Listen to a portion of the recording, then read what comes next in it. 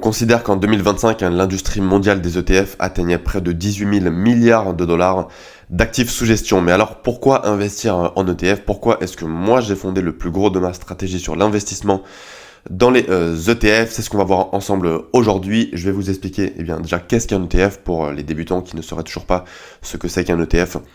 Quels sont les principaux avantages à investir dans les ETF, et vous aurez également des conseils pratiques avec par exemple des exemples d'ETF sur lesquels investir. Pour rappel, comme toujours sur ma chaîne YouTube, sachez que cette vidéo a pour but éducatif et informatif uniquement. Elle n'est que mon avis et ne constitue en aucun cas un conseil en investissement. Alors, première partie de cette vidéo, partie la plus théorique, qu'est-ce qu'un ETF? Eh bien, un ETF, c'est tout simplement un panier d'actions ou d'obligations éventuellement, mais je parle principalement d'actions sur la chaîne YouTube, qui réplique la performance d'un indice. On va donc par exemple avoir un ETF CAC 40 qui va répliquer la performance de l'indice français, un ETF S&P 500 qui réplique la performance de l'indice américain, ou encore un ETF MSCI World qui réplique la performance de l'indice mondial. Dans la pratique, en un seul achat, vous êtes diversifié puisqu'en un seul clic, vous achetez plusieurs actions. Vous achetez par exemple toutes les actions du marché américain, donc dans des proportions différentes selon l'ETF. N'empêche que vous achetez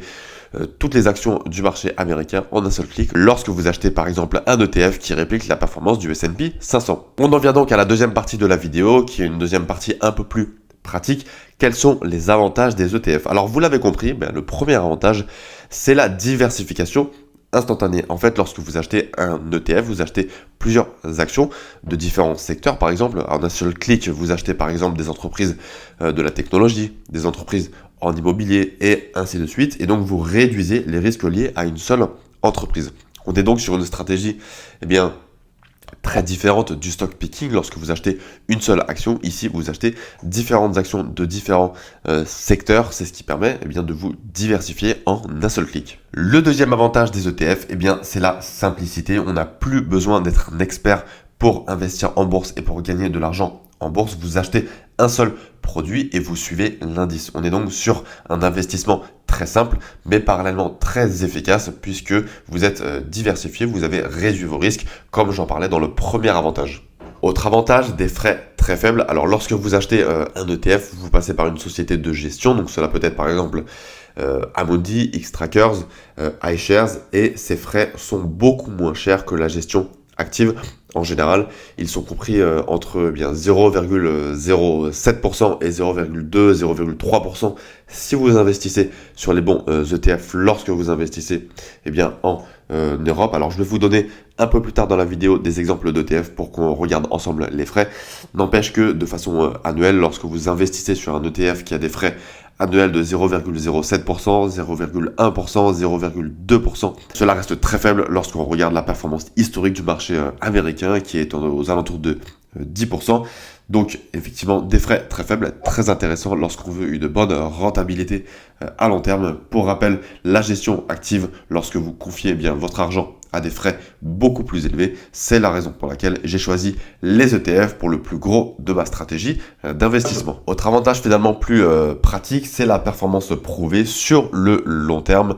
Il est prouvé que la majorité des fonds actifs font moins bien que les ETF, donc finalement investir de façon passive est ce qu'il y a de plus performant sur le long terme. Donc on est sur un domaine où il faut en amont se former bien sûr, mais dans la pratique, moins vous agissez, plus vous aurez de résultats, à condition bien sûr de passer à l'action au départ et d'acheter par exemple une fois par mois dans le cadre d'une stratégie DCA qui est ma stratégie, acheter des ETF donc de façon par exemple mensuelle. Alors certains le font de façon hebdomadaire, d'autres le font de façon trimestrielle.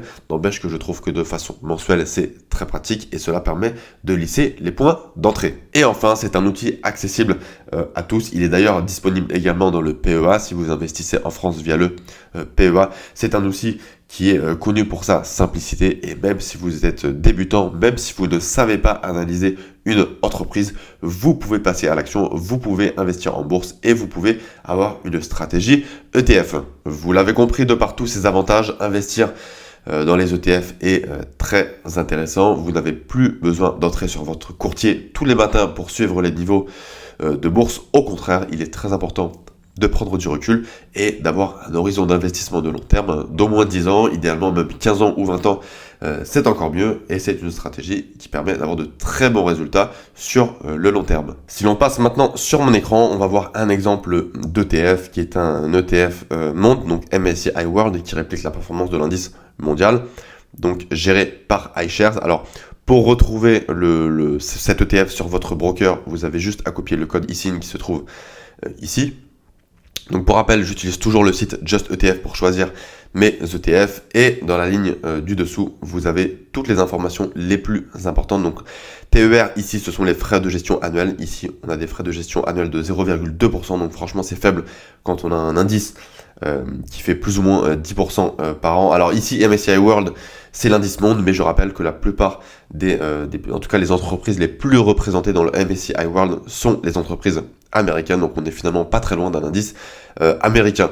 Ensuite, distribution policy, donc ça c'est les dividendes, savoir s'ils sont automatiquement réinvestis ou non. Donc il y a les ETF accumulating, capitalisant, dans ce cas-là les dividendes sont automatiquement réinvestis, et il y a d'autre part les ETF distribuants qui vous distribuent des dividendes mais qui forcément ont une performance moins intéressante. Donc moi qui ai un horizon d'investissement long terme, je choisis toujours des ETF capitalisants, donc accumulating pour moi c'est plus intéressant.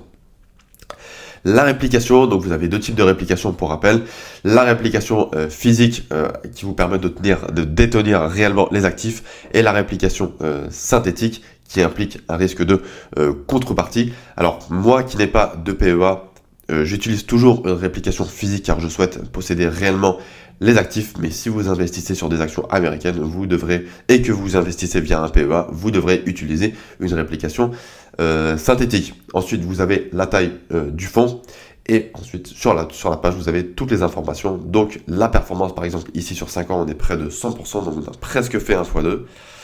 Vous avez ensuite toutes les entreprises qui sont représentées, donc entre 5 et 6% pour Nvidia. Ensuite, on a du Microsoft, ensuite on a du Apple, etc., etc. Et pour les pays, vous voyez que les États-Unis composent plus de 2/3 de l'ETF. Ensuite, on a le Japon, le UK, et ainsi de suite. Alors, partie suivante, pourquoi est-ce que les ETF sont adaptés autant aux débutants qu'aux investisseurs confirmés? Alors, pour les débutants, tout simplement parce que vous évitez le stress de choisir des actions individuelles. Vous n'avez pas d'analyse à faire, vous n'avez pas finalement de risque à prendre, puisque vous allez suivre la performance d'un indice boursier, par exemple les États-Unis, la France, l'Europe. Autrement dit, vous n'avez même pas besoin d'avoir de connaissances dans la pratique en bourse. Alors, je conseille toujours de maîtriser au moins les bases de la bourse, de savoir ce que c'est qu'une action, d'avoir une idée de comment se comportent historiquement les marchés financiers. Toujours est-il que d'un point de vue purement logique, une personne qui ne connaît pas la bourse, mais qui sait comment fonctionne une stratégie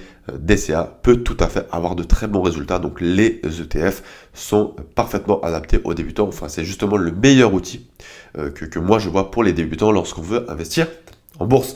Et pour les confirmer, les ETF sont parfaits pour se construire un portefeuille solide, diversifié et automatisé pour les raisons que j'ai déjà explicitées.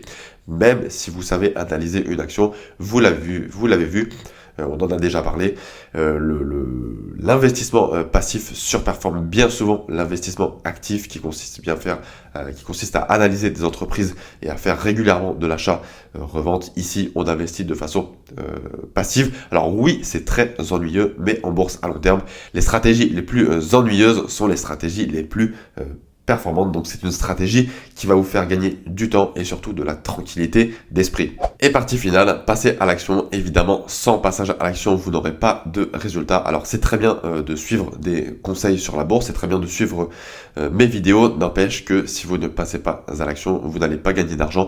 Donc maintenant que vous avez compris la puissance de la stratégie ETF, il faut choisir vos ETF, en tout cas les ETF qui correspondent le plus à votre profil. Donc j'ai déjà fait différentes vidéos sur les ETF que moi je préfère lorsque je veux investir sur l'Europe, sur le monde, sur les États-Unis, sur le Nasdaq. Et il faut choisir également votre courtier. Alors il y a différents courtiers, j'en ai déjà parlé dans d'autres vidéos, je ferai d'autres vidéos sur le sujet. Personnellement, j'aime beaucoup Trade Republic, DeGiro et Interactive Brokers. Ce sont mes 3 brokers préférés. Et ensuite, vous pouvez passer à l'action. Personnellement, j'ai une stratégie DCA mensuelle qui consiste à rentrer une fois par mois sur un de mes brokers pour acheter des ETF et ensuite sortir du broker, ne pas regarder les cours régulièrement et laisser le temps faire son travail pour faire fructifier mon patrimoine sur le long terme. Voilà pour ce guide complet pour les ETF. Vous l'avez compris, pourquoi investir dans les ETF? Pour différentes raisons. C'est une stratégie très simple à comprendre, n'empêche qu'il faut la maîtriser et ensuite vous pourrez passer à l'action. Faites toujours attention à vos émotions lorsqu'il y a des crises. Beaucoup de gens se laissent guider par leurs émotions et prennent de mauvaises décisions, vendent dans les pire moment. Vous avez toujours un horizon d'investissement sur le long terme et même s'il y a une crise, restez solide. En tout cas, moi, je reste toujours solide. Je n'ai pas de problème à voir mon portefeuille baisser de 30, 40, 50% si je sais que je suis bien diversifié via les ETF et que les niveaux vont finir par remonter. N'hésitez pas à me dire en commentaire si votre stratégie est basée sur l'investissement dans les ETF. Vous pouvez aussi vous abonner si vous souhaitez recevoir plus de conseils sur la bourse et je vous dis à très bientôt. Salut!